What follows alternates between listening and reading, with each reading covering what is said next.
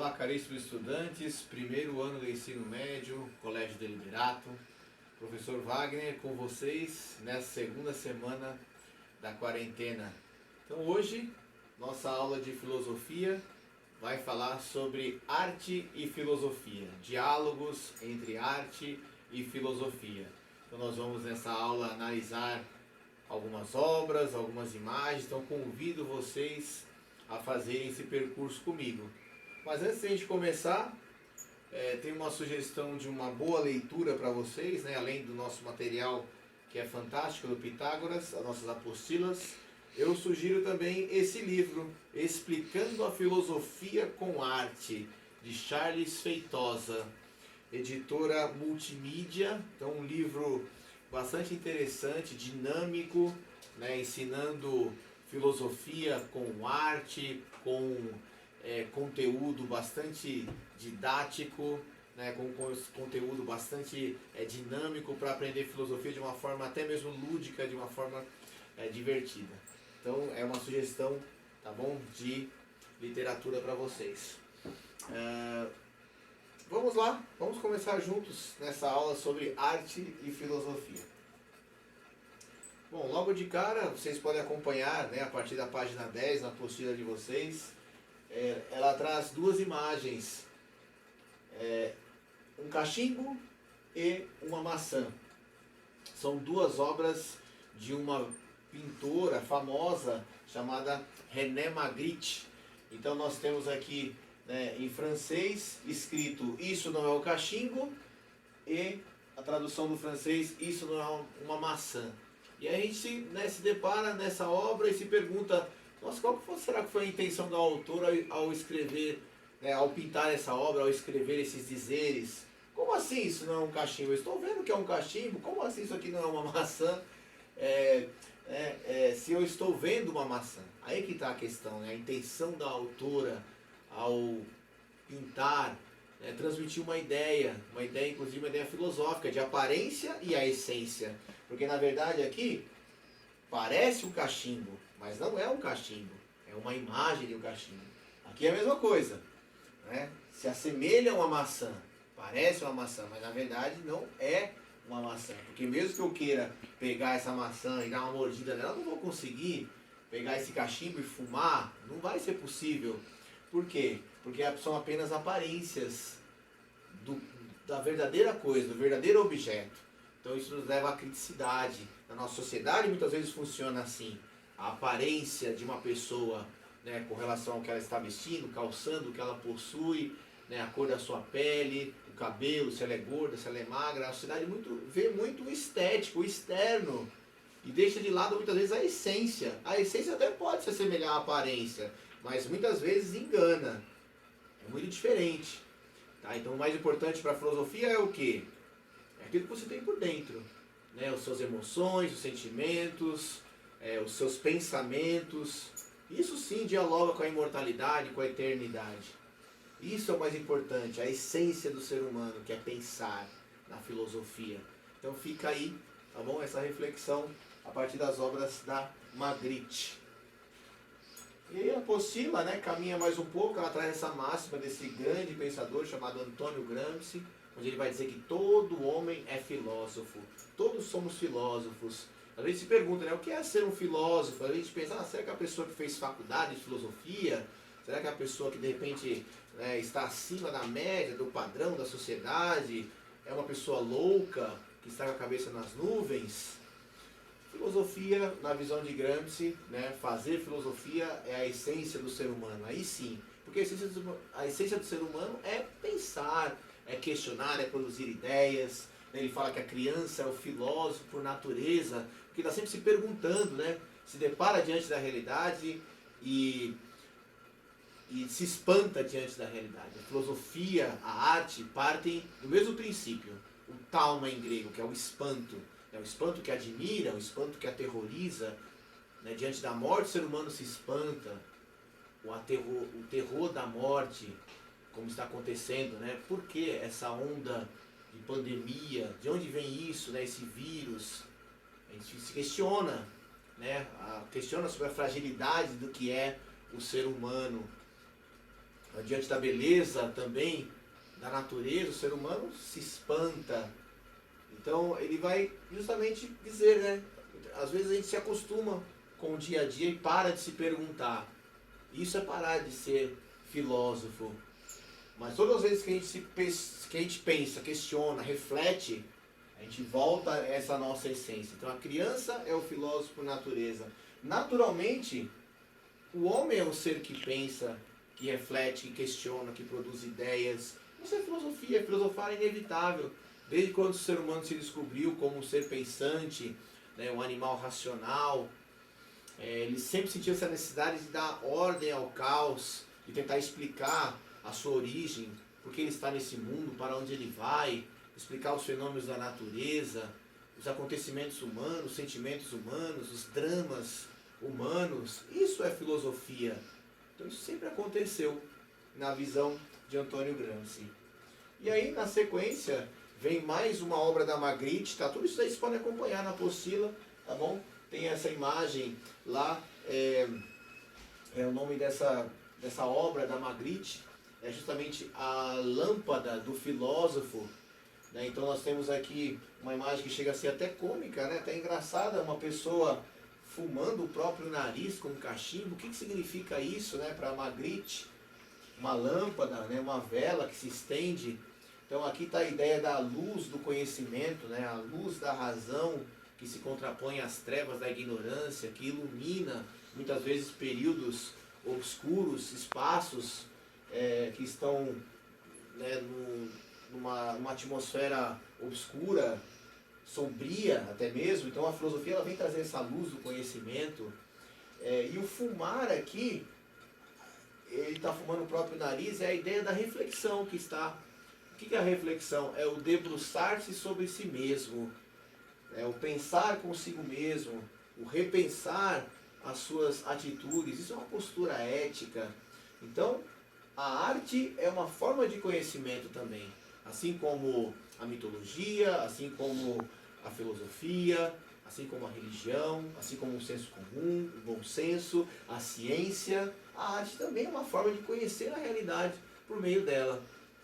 Às vezes a arte ela é muito atrelada à razão, às vezes ela é abstrata, mas sempre a arte ela tem um tom de tentar compreender a realidade.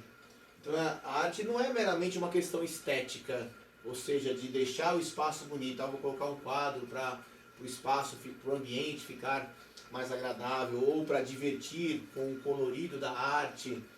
Na verdade, a essência da arte é uma essência filosófica, né, que é a essência do questionamento. Então a arte muitas vezes ela tem a intenção de provocar, né, a intenção de servir como uma maneira de resistir diante de uma realidade opressora. Ela sempre leva a pessoa a se perguntar, a questionar. Essa é a essência da arte, uma essência filosófica, portanto.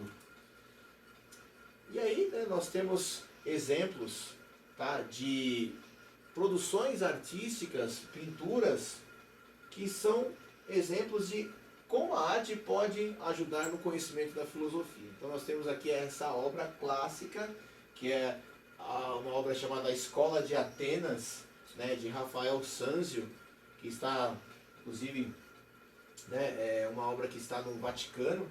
Então isso é um exemplo de aprender filosofia por meio da arte.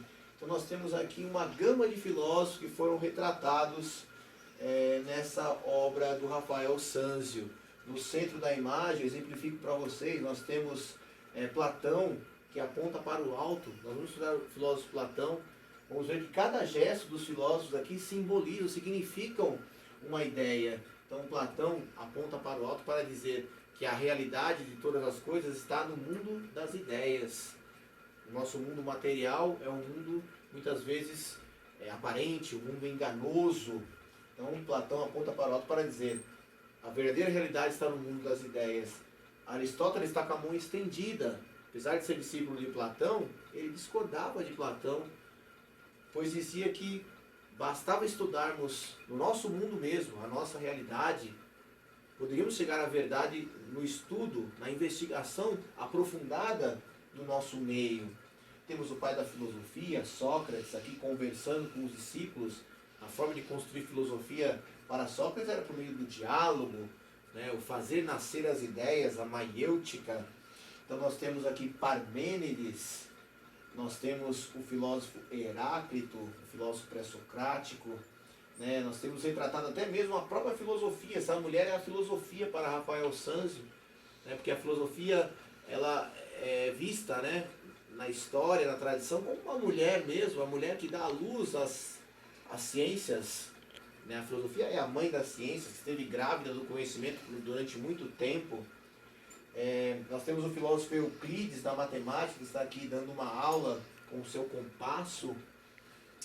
O próprio Rafael Sanzio se retratou nessa imagem, é uma característica, né, uma obra renascentista, onde eles faziam muito isso, de se incluir nas obras.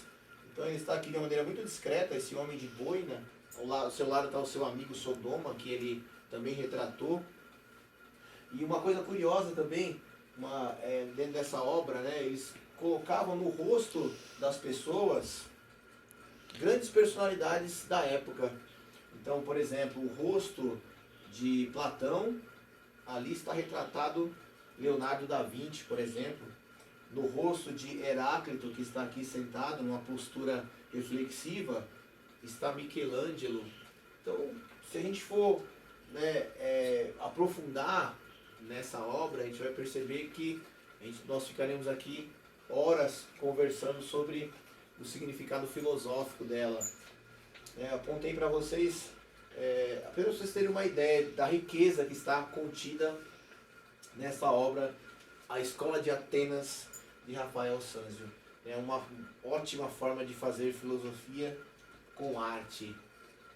E aí nós temos essa frase, né, de Pablo Picasso, que confirma aquele pensamento tanto da Magritte quanto também do filósofo Antônio Gramsci. A pintura não foi feita para decorar apartamentos. Pintura não é só uma questão estética, como disse anteriormente, mas é uma questão de postura reflexiva, questionadora, resistente diante da realidade. Então nós temos aqui essa obra muito conhecida, né, que está na cozinha de muitos de vocês, inclusive, eu acredito, né, A Última Ceia, de Leonardo da Vinci. Então, além de todo o trabalho de perspectiva que ele teve aqui, ao pintar essa obra, olha só o detalhe, né?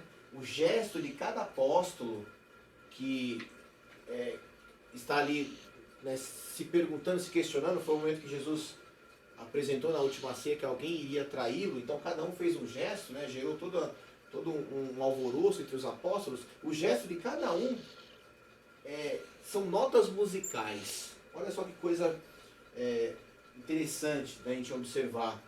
Correspondem a notas musicais que formam o Requiem. Então o que é o Requiem? É uma prece musical tocada em funerais.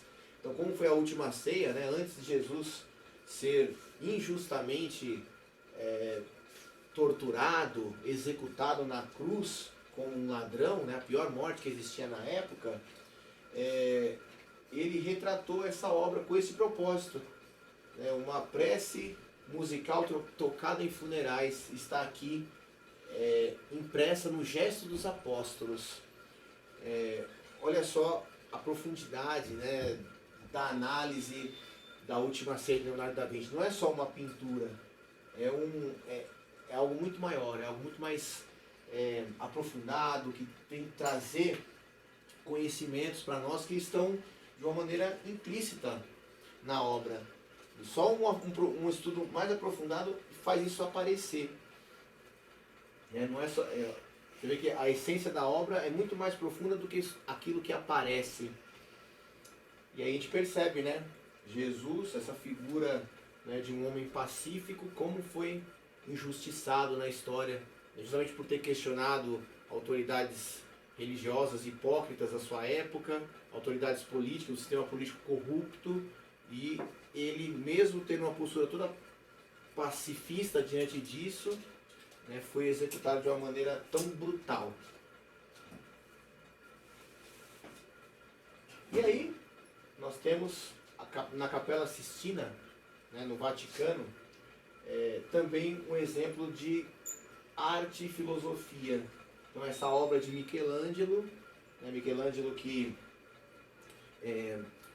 foi justamente um pintor que teve uma influência da anatomia na sua vida, e desde criança ele teve contato, a partir dos 13 anos, na verdade na sua adolescência, o contato com aqueles que faziam dissecação de corpos, né? Abrir o corpo para estudar o que tinha dentro. Então ele teve contato com a anatomia desde muito jovem. Então isso ele acabou levando para o seu talento artístico, porque na época que ele viveu, né, logo na Renascença, logo depois da Idade Medieval, onde por 1200 anos foi proibida a prática da dissecação de corpos, abrir um corpo para estudar, a igreja encarava aquilo como algo pecaminoso, né, um sacrilégio, porque saúde e doença vinham de Deus, o ser humano não tinha que interferir nessa questão.